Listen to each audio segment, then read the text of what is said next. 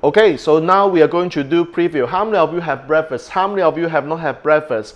So since we are spending time with each other for a few hours, is it okay if I introduce myself? And in this preview, you're going to learn 3 things. Blah, blah, blah. Okay, let me teach you the first thing, the second thing, the third thing. Okay, how many of you have found values? Thank you very much. Is it okay if I'm making my offer right now? Say yes. Thank you. So this is my offer. Go to the back and sign now. Done. How many of you have seen this kind of preview before? So it's like, I can actually map out the whole preview that way. The problem is that this old way of doing previews, to me, requires some revamp. And this video, I'm going to talk about this. Okay, so my name is Jack Wong. In this video, I'm going to demystify the myth about the traditional way of doing previews versus the modern ways of doing previews. I want to actually give you my take. And the previews that I'm doing right now has helped me maintain my ratio, conversion ratio at 62.5%. Like the last 2 previews, my conversion ratio was 60% and 62.5%. And in fact, it's not 62.5 because we managed to scoop up 1 more person. So right now, it is actually 75%. So, okay, so how do I do that? So I want to actually talk about the traditional way and the modern way.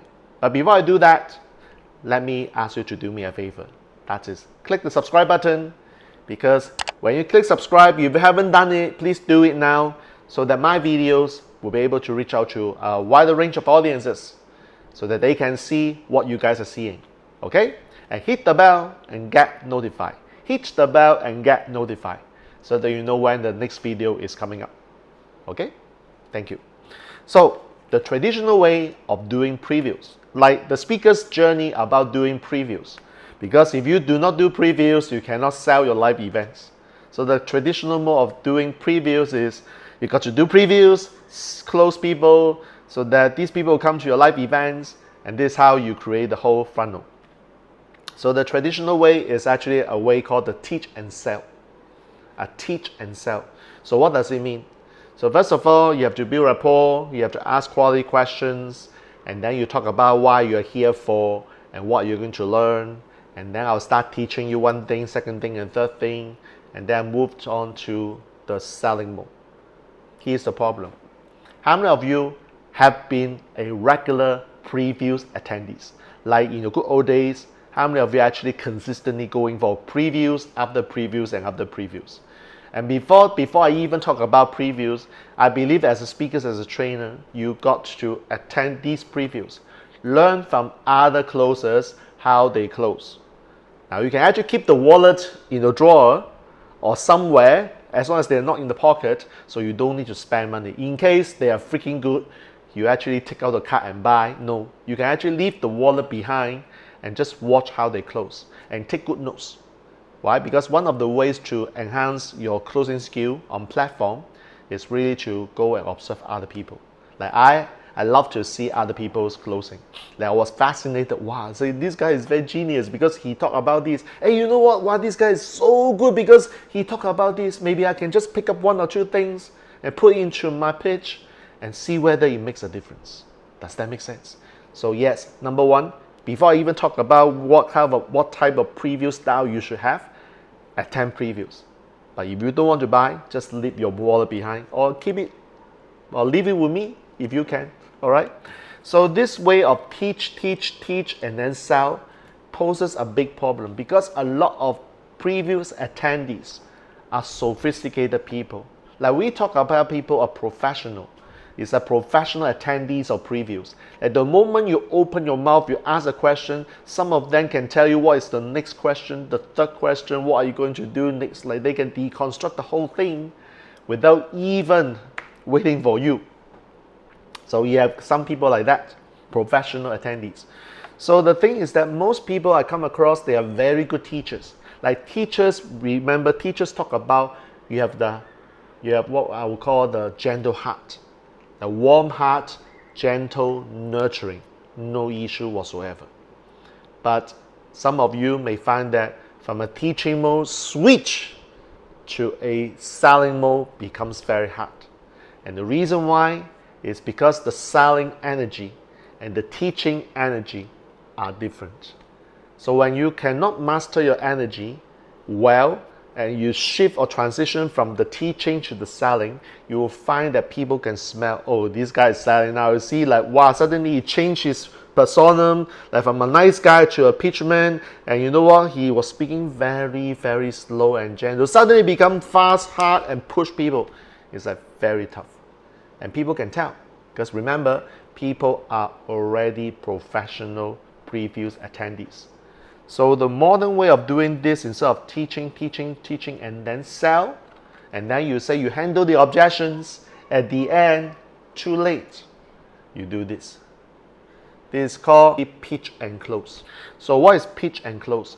Pitch basically says that the moment you open your mouth, you start pitching and you start closing. When do you start closing? Is it beginning, middle, or the end? Correct. It's actually at the beginning. You start closing at the beginning. So what do I mean by that? So for example, in my previews, I state my agenda up front. I'm here at the end making an offer.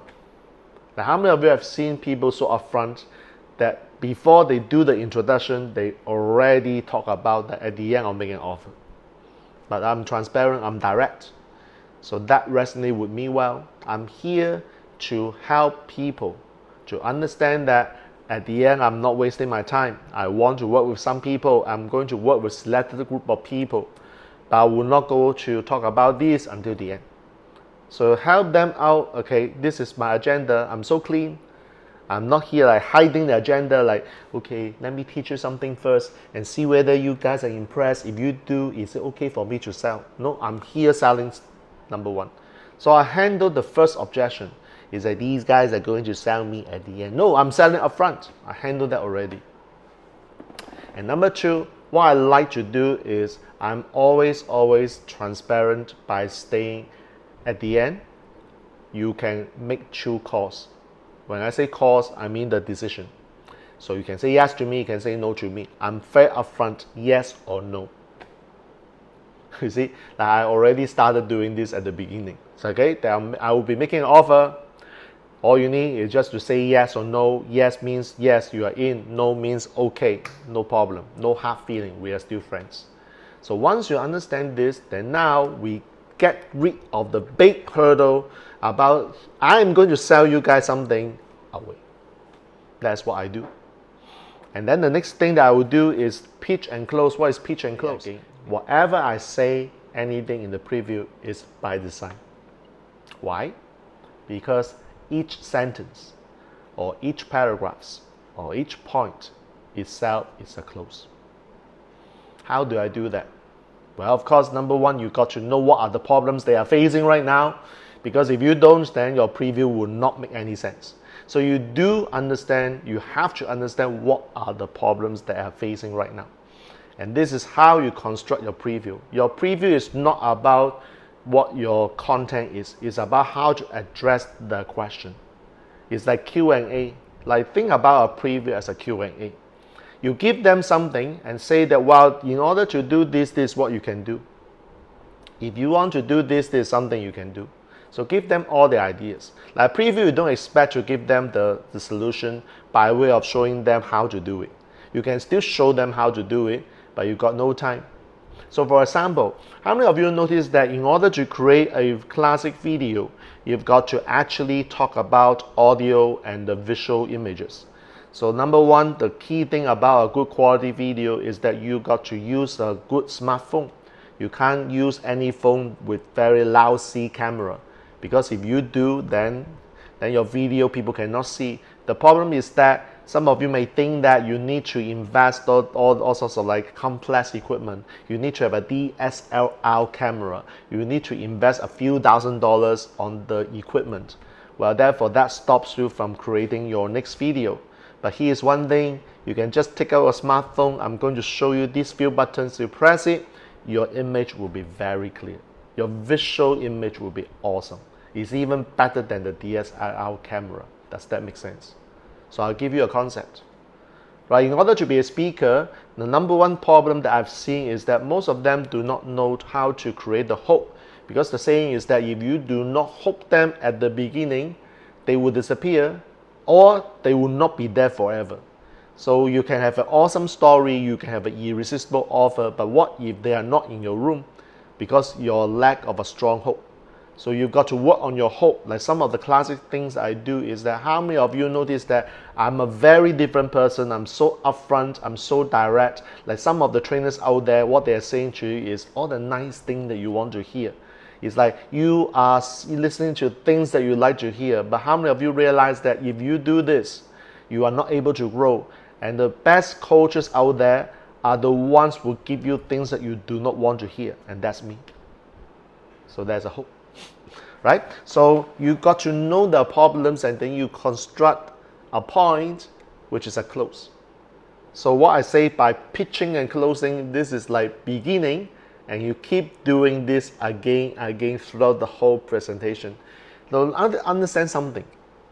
At the end, your preview is handling the questions, handling the reasons why they will not move forward, handling all sorts of objections. Like some of you may find that like if you were to spend like $10,000 on some courses teaching you how to do video marketing, and you will say that, wow, this is bloody expensive. I don't know whether I can make back $10,000. Well, that's the reason why this course that I was teaching a while ago is about $3,000 only. And what happened was that the students by the name of Amy from Malaysia, so Amy wasn't able to understand how to do it on the first day of the program, but because she is coachable, and I want to always work with these people who are coachable. At the end, Amy followed what I said, do all the homework in the program, and during the program she make back $4,000, and this is the proof. Show them a check. Done. So then you see that's one way of handling the objections that they might throw to you, which is the objection as to why they don't want to buy from you. So once you understand the problems, the next thing is that you have to understand all sorts of objections that they throw to you. Typically we call it the objections handling, okay? And in the typical previews, you got to have you got likely 5 to 7 objections that you need to handle. So map them out in your pitch and handle them, not at the end, but as and when you need to handle it. So number 1 is time. Number 2 is money. It's always the thing, right? Number 3 could be like there are better costs out there at an affordable price. So you have to differentiate yours from other people. Like the 4th one is there any guarantee? Is there any proven result? Is there any testimonial? Number 5 is like some technology, some courses that require technology. So if I'm a tech dummy, will I be able to do it? So you've got to understand what you're offering and what sorts of objections people throw at you before. So once you know, then in your presentation, you are actually dealing with these objections. So to do a preview is no longer teach, and then sell. Because that way, you have given all the information to the participants, then they will say, thank you for sharing, I don't need to sign up for your course because you have given me anything or everything. Thank you. But the problem is that they feel that they have received all the information.